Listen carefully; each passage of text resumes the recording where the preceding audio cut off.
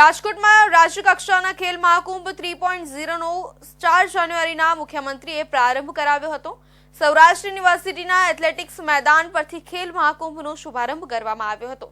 તે વચ્ચે સુરત પાલના સિદ્ધિવિનાયક એપાર્ટમેન્ટના ફ્લેટમાંથી સ્ટેટ લેવલના કબડ્ડીના ખેલાડીનું અચાનક મોત થતા પરિવાર આઘાતમાં સરી ગયો છે। હાલ હાર્ટ એટેકથી મોતની આશંકા સેવવામાં આવી રહી છે। સુરતનો સ્ટેટ લેવલ ખેલાડી જય પ્રજાપતિ સવારે કબડ્ડી રમી અને જીમ કરીને ઘરે આવ્યા બાદ યુવક ચાનો કપ લઈ હોલમાં સોફા પર બેઠો હતો અને ઢળી પડ્યો હતો।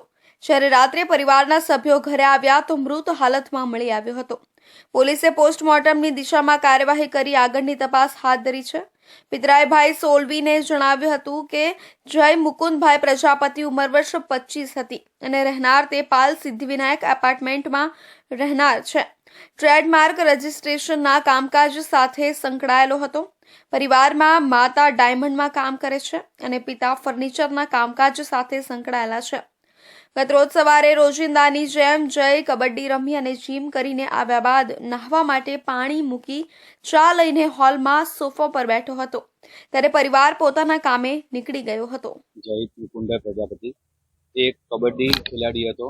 સુરતના એક સ્ટેટ લેવલ પર નેશનલ લેવલ પર રમીને આવેલો છે અને ખેલ મહાકુંભમાં પણ રમીને આવ્યો છે અને ઘણી જગ્યાએ રમીને આવ્યો છે। કચ્છ છે, મહારાષ્ટ્ર, નંદુરબાર ઘણી જગ્યાએ રમીને આવ્યો છે। આજે ગઈકાલે એવું થયું હતું કે સવારે એની રૂટીન એક્સરસાઇઝ પતાવીને ઘરે આવ્યા પછી ઘરમાં કોઈ હતું નહીં અને સડનલી એ ત્યાં સોફા પર ચા પીતા પીતા તેની ડેથ થઈ ગઈ છે।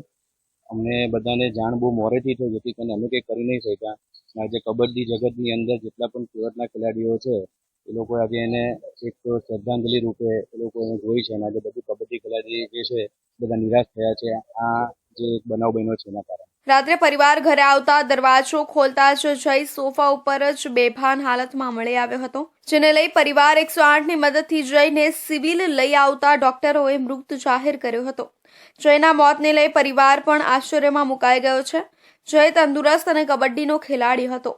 સુરતની ટીમમાંથી રાજ્ય કક્ષાની મેચ રમતો હતો। રસોડામાં પાણી ગરમ કરવાનું તપેલું પણ બળી ગયું હતું।